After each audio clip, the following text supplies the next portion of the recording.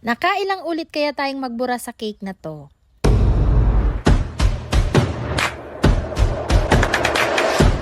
Hello mga sukeks! For today's video, ipapakita ko sa inyo kung paano ko ginawa itong ating minimalist cake. Yes, opo, ito ay minimalist cake ang design, pero alam nyo bang pinahirapan talaga ako ng cake na ito. Mamaya makikita nyo kung bakit. So, ang size ng ating cake ay 6x4 moist chocolate cake with ganache filling. And ayan, naglagay ako ng straw as you can see. Kasi kung mapapansin nyo, ang ating board ay hindi drum board.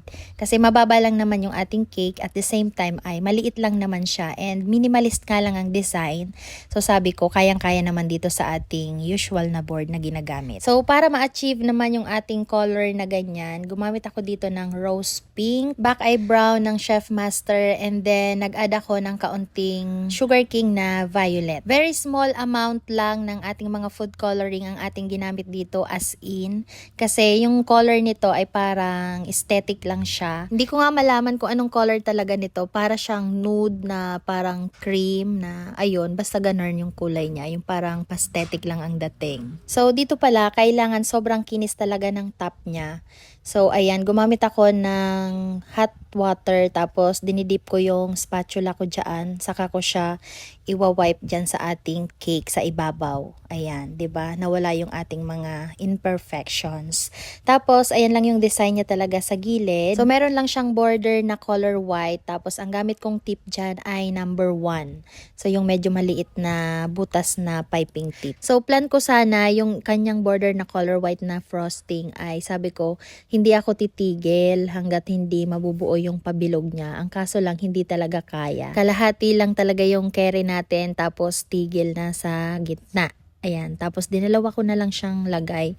So, nung una, hindi nga siya perfect yung pagkabilog niya, pero nagawa naman ng paraan. So, ayan na yung best natin. So, dito din talaga ako masyadong nahirapan and nagtagal sa paglalagay ng happy anniversary na dedication.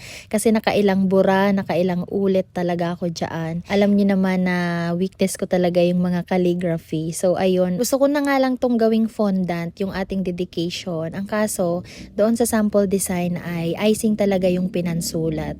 Kaya syempre dapat gayahin natin yun. Syempre kahit nakailang bura ko dyan, hindi ko susukuan yung cake na to mga B. So ayan, tinatry ko pa rin yung best ko dyan until makuha ko talaga yung maganda para sa akin na lettering. So di ba nga, natapos ko na yung anniversary, tapos yung happy naman. So dito naman yung happy, nagawa ko na siyang maganda. Pero yung letter H, hindi na naman nakikisama.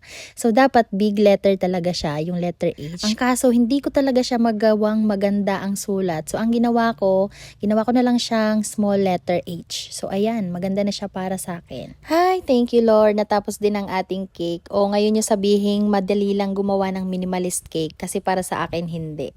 So, ayun lang guys for today. Thank you so much for watching. Bye!